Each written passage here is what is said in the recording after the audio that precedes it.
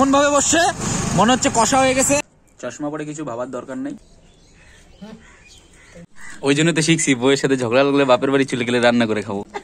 মানে বউ যদি ঝগড়া লাগে, বউ যদি বিধাননগরে ইউটিউবার আছে সুবর্ণা, মাউন্টেন গার্ল সুবর্ণা, ওর ভিডিও তো আমি দেখেছি। আমাদের রাস্তাতে ওই জঙ্গলেই থাকতে হতো, শুইতে হতো চা বাগানের মধ্যে, আর চিতা বাগা এসে খাবলায় উঠে। সো চশমা পরে কিছু ভাবার দরকার নেই, প্রচন্ড রোদের তাপ না থাকলেও চোখে লাগে তো ইমপ্রেশনটা খারাপ হয়ে যায় না। সো এই চশমাটা আমি গতকালকে নিয়েছি, কারণ কালকে ব্যাংকের সামনে বন্ধুর কিছু টাকা আমার এটিএমে ছিল, ওটা তুলতে গিয়েছিলাম। ওই মুহূর্তে পকেটে গুছতে গিয়ে আমার আগের চশমাটা পরে টুকরো টুকরো হয়ে গেল। তাই আমি আবার সস্তার জিনিস বেশি ভালোবাসি। আমি যে দোকান থেকে নিই ওই দোকানটার সামনেই বসেছিল, সবসময় বসে না, মাঝে মধ্যে বসে, কি লাক আমার। তো এই চশমাটা দেখেই ভালো লেগে গেলো, এটা নিলাম। কেমন লাগছে সেটা তোমরা জানিও। আর যেটা বলতে আসলাম, আজকে 20 তারিখ, আমার যেহেতু নাইট ডিউটি চলছে, সো আমি আমার জায়গাতে চলে যাবো। সকালে যেতাম যদি দিনের ডিউটি থাকতো, যেহেতু নাইট ডিউটি আমি সন্ধ্যার আগে ফিরে যাব কাজে। তো ভাবলাম অনেক দিন হয়ে গেলো মাকে বোনকে আমার হাতের রান্না তারা মাঝে মধ্যে খেতে ভালোবাসে, তো মার জন্য আজকে আমি একটা রেসিপি আমি করেছিলাম আসামে থাকতে, নিজে ট্রাই করেছিলাম, বেশ ভালো লেগেছে। চিকেন দো পেঁয়াজা তাদের জন্য বানাবো আজকে। সো সেলুনে গিয়েছিলাম সকাল সকাল, তাড়াতাড়ি উঠে সেলুনে গিয়ে চুল টুল কেটেই আসছি, যেমনটা দেখতেই পারছো, চুলদারি সাইজ করে আসলাম। তো এখন স্নান করব, স্নান করে ফ্রেশ হয়ে তারপর মাংস বানাবো, সেটাও দেখাবো আজকের ব্লগে।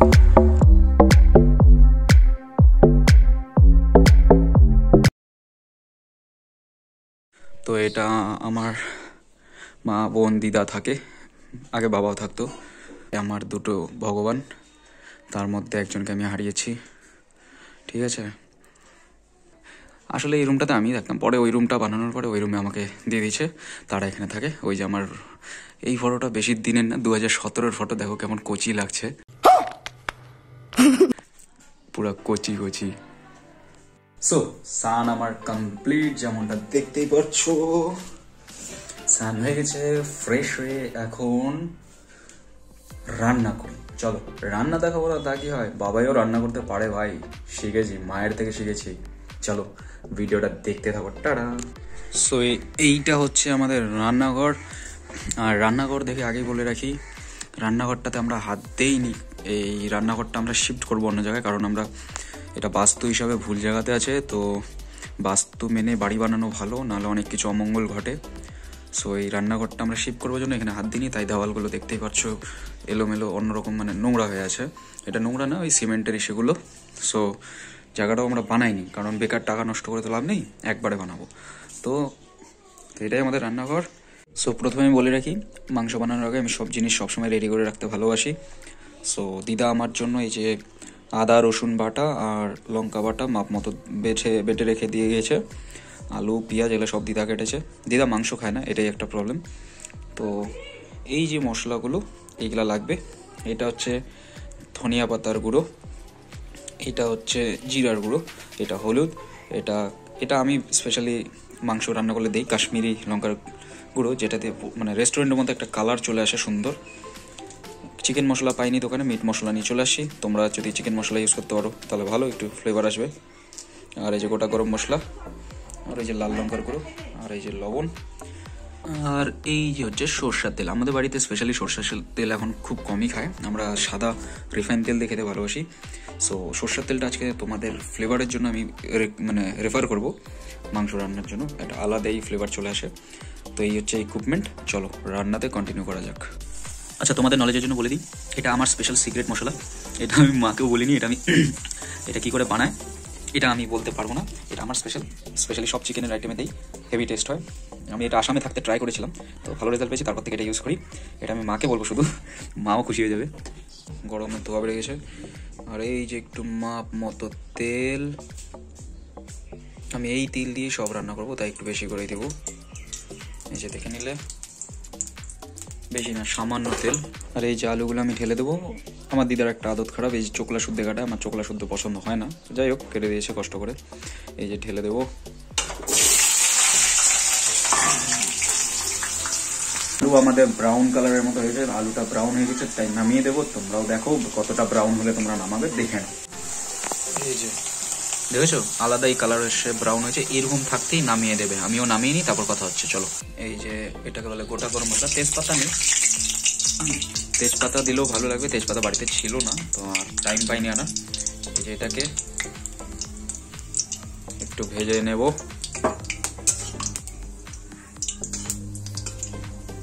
ভালো করে নেড়ে নেব। সো আমি কাঁচা কুচি কুচি করে পেঁয়াজগুলো এখন ঢেলে দিচ্ছি, যেমনটা তোমরা স্ক্রিনে দেখতেই পাচ্ছ। এই পেঁয়াজটা আমি ততক্ষণ ভাজবো যতক্ষণ একটা বেরেস্তা টাইপের কালার না আসে, মানে ব্রাউন ব্রাউন হয়ে যাবে হালকা। সো আমি আজ বাড়িয়েই মানে করছি, ফ্রাই করছি, তোমরাও আজ বাড়িয়ে করবে। তো দেখতে থাকো, কালারটা যখন ব্রাউন হবে তখনই নামাবে হবে। আচ্ছা, তো পেঁয়াজটা এরকম ব্রাউন কালার হয়ে গেলে এখন এখানে বাকি মশলা অ্যাড করে দেবো। দেখে নাও, আদা রসুন বাটা আর হচ্ছে লঙ্কা বাটা, এটা ঢেলে দেবো।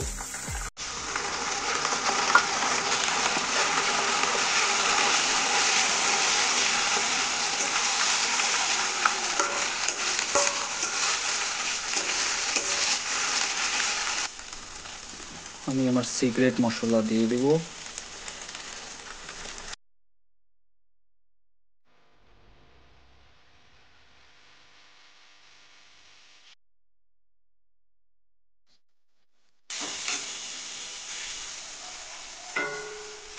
তো মাংস রান্না চলছে আর ক্যামেরা করে দিচ্ছে আমার দিদা। দিদারে আমি শিখাই দিচ্ছি, দিদা তো জানে না। এই যে দিদা ক্যামেরাম্যানকে দেখো, এই যে হে হে হে।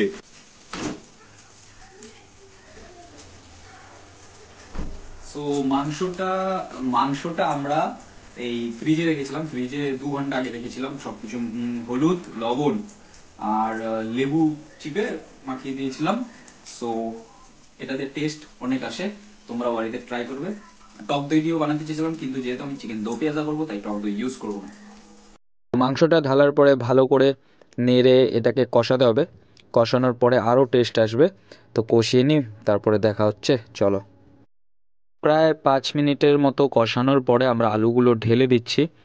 এবার এটাকেও সঙ্গে মিক্সিং করে নেব, যাতে মশলাটা ভালো করে মিক্সিং হয়ে যায়, তাহলে আরও বেশি স্বাদ হবে। এই যে কাশ্মীরি লঙ্কার গুঁড়া ছিটিয়ে দিচ্ছি, এটা একটু পরে দিতে লাগে। মাংসটা যখন পুরো কষে যাবে তারপরে দেবে, তারপরে একটু ম্যারিনেট করে নেবে। কষানো হয়ে গেছে, এই যে জল, এটা বেশি জল দিব না, এটাকে এখন দিয়ে দিব। সরু পেঁয়াজগুলো এইভাবে ছড়া ছড়া দিয়ে দিতে লাগবে। এবার এটাকে ম্যারিনেট করে নেবো। এই মাংসর টেস্টটা কেমন হয়েছে সেটা দেখার জন্য খেয়ে দিই। দুধের সরা দিতে হবে।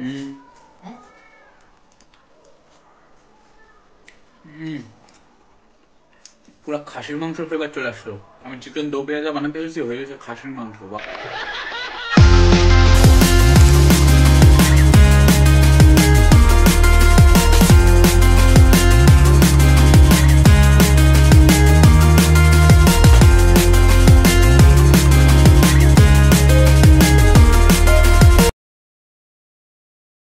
একটা জিনিস মা জানতোই না যে আমি রান্না করব। মার কাছে এটা সারপ্রাইজ ছিল। কলা পাতা নিয়ে এসে একদম পুরো গ্রাম বাংলার ফিল নিয়ে আসছি। এটা ভোলা মাছ, আগের দিনের তৈরি, মার হাতের তৈরি ডিশ। মা খুব ভালো রান্না করে আমার মা। এটা মুড়ি ঘন্ট, আগের দিনের বাসি মুড়ি ঘন্ট আমার জন্য বানিয়েছিল। এই যে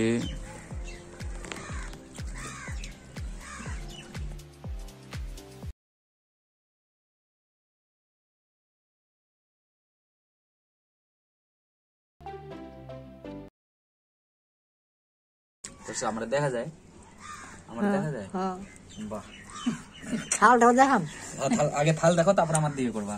তোমার আমি শিখাই দিব, তুমি আমার সাথে থাকো কদিন। বনুর থেকে তো কিছু শিখতে পারলা না।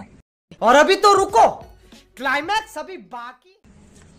এটা দেখাও, মাখাচ্ছি। দেখাচ্ছ? এইবার আমারে দেখাও, একদম মাথা যেন না কাটে, মাথাও দেখাবা। আরো হিলাও। হ্যাঁ, আমি দেখে বুঝি যে আরো উঠবে। হ্যাঁ,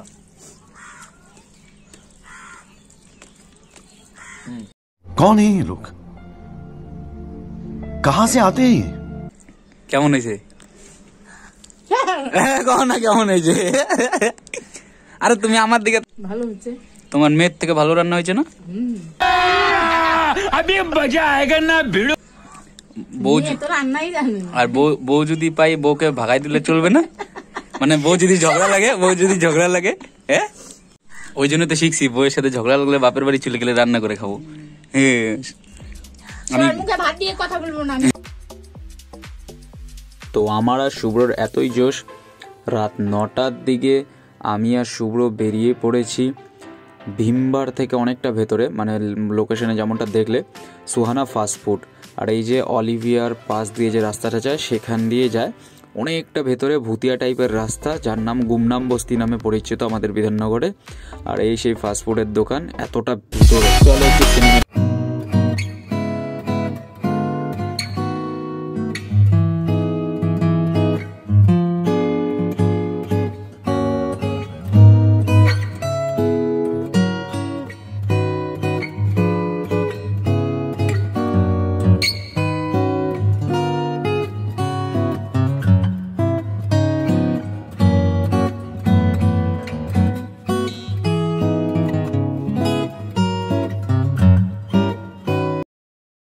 এই ভিডিওটা চুলদাড়ি কাটার আগের দিন করেছিলাম রাত্রে, তাই চুলদাড়ি বড়।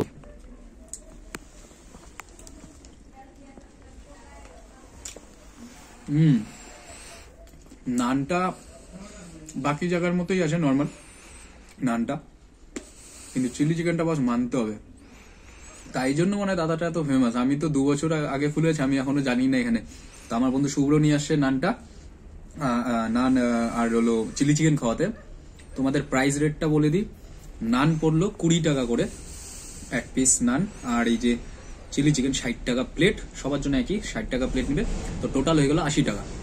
তো 80 টাকার মধ্যে বিধাননগরের মধ্যে এত সুন্দর, মানে আমাদের ছোট জায়গা গ্রাম, কিন্তু গ্রামের মধ্যে শহরের মতো ফ্যাসিলিটি পাচ্ছি, কিন্তু শহরের থেকে দামে অনেকটা বেটার জায়গাটা।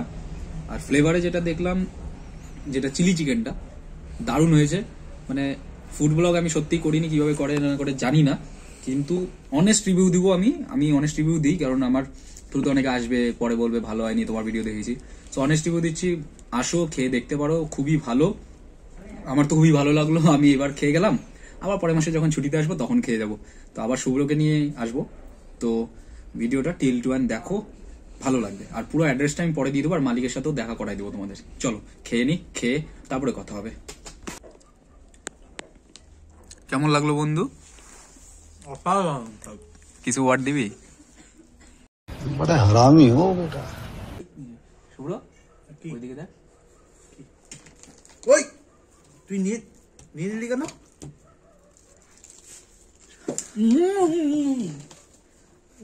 তো দাদার এখানে আসছিলাম, দাদা এই জায়গাটার ওনার। আমরা যখন আসছিলাম তখন ছিল না দাদা, দাদা কোথাও বাইরে গেছিল, এখনই আসছে। দাদা হচ্ছে এই পুরো জায়গাটার ওনার।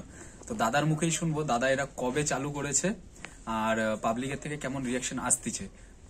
দাদা কিছু বলো, মানে এটা কবে চালু হয়েছে এই জায়গাটা, আমার এই বুদ্ধিটা কি করে আসলো মাথায়? এই বুদ্ধিটা তো লকডাউনে আসছে আমার। আচ্ছা, লকডাউনে আসছে, মানে লকডাউন থেকে, মানে বাইরে থেকে আসলাম আমি, গোয়া থেকে। গোয়া থেকে? হ্যাঁ, গোয়া থেকে কি করতে? মানে কাজ করতাম এখানে, কিন্তু এখানে লকডাউনে ফাঁসে এখানে আসছি। তখন আমাকে ভালো লাগছে, তখন আমি দেখতেছি আমি থুপা চাউমিন বিক্রি করতেছিলাম। মেইনলি কি কি রাখো এখানে? খালি চিলি চিকেন? এখন তো চিলি চিকেন রাখতেছি, কারণ আমার আইটেম তো অনেক আছে, আমার হাতে অনেক হুনার আছে, কিন্তু এখন সামলা যাচ্ছে না, কিন্তু লেবার টেবার পাওয়া যায় না। আমরা দুনো বুড়া বুড়ি যে কাজ করি আমরা, মানে আরো বুদ্ধি ছিল আর কি, আরো বুদ্ধি আছে আমার অনেক। মানে আমার এখানে বাংলার খাওয়া আমার 300-350 আইটেম আছে। আচ্ছা আচ্ছা, বাহ, দাদার কাছে 300-350 আইটেম আছে, মানে ভাবাই যায় না। আর এখানে তো বার্থডে শার্থডে যেগুলো আছে ওগুলো সেলিব্রেট করা যায়। হ্যাঁ, সেলিব্রেট করা যায়। কি মানে তোমাকে আগে থেকে বলতে হবে নাকি? আগে থেকে বলে দিলে ভালো হয়, মানে আমি অ্যাডজাস্ট করে দিই। হ্যাঁ, আরো যে বার্থডে সেলিব্রেট করে ওদের চার্জ নাই, আর আমাদের খাওয়ার খরচায় আমরা ধরি, টাকা নেই। আর এই রেস্টুরেন্টের নাম কি? সুহানা ফাস্টফুড করছি। তো আমি বলতে চাই যে এই যে চিলি চিকেন, এটার প্লেটটা কত করে দাম? আমি 60 টাকা করে নিয়ে, আমরা নিজেই পাইকারি রেট। আচ্ছা, এত কম দামে পোষায়? মানে আমি শিলিগুড়িতে দেখেছি, অনেস্টলি বলি, শিলিগুড়িতে তুমি যে প্লেটটা দিলে আমার মন ভরে গেল, পেটও ভরে গেল। আমার বন্ধুকেও আমি বলতেছিলাম, কিন্তু দামটা ওখানে এক্সেস নাই, সত্যি কথা বলতে। অনেক জায়গায় আমরা পাইকারি রেট এখন মুরগি নিয়ে এসেছি 10 টাকা করে, আমরা নিজেও তৈরি করি। মানে এখানে তো আর চিলি চিকেন তো চেস মালিক হলে হয়, তারপর আমরা এটা মানে হাড্ডি মাড্ডি সব ঢুকাই দিই, মানে আমাদের ওইটার মধ্যে লাভ হয়। তো ওটাতে পোষায় যায়, ওই যে পোষায় যায়। মানে অরিজিনাল চিলি চিকেন তো চেস দিয়ে হয়, চেস মাল দিয়ে, মানে হাড্ডি যায় না ওটার মধ্যে। এখানে তো হাড্ডি মাড্ডি খুঁজে, ওটাই আমার একটা লাভ হয়ে যায়।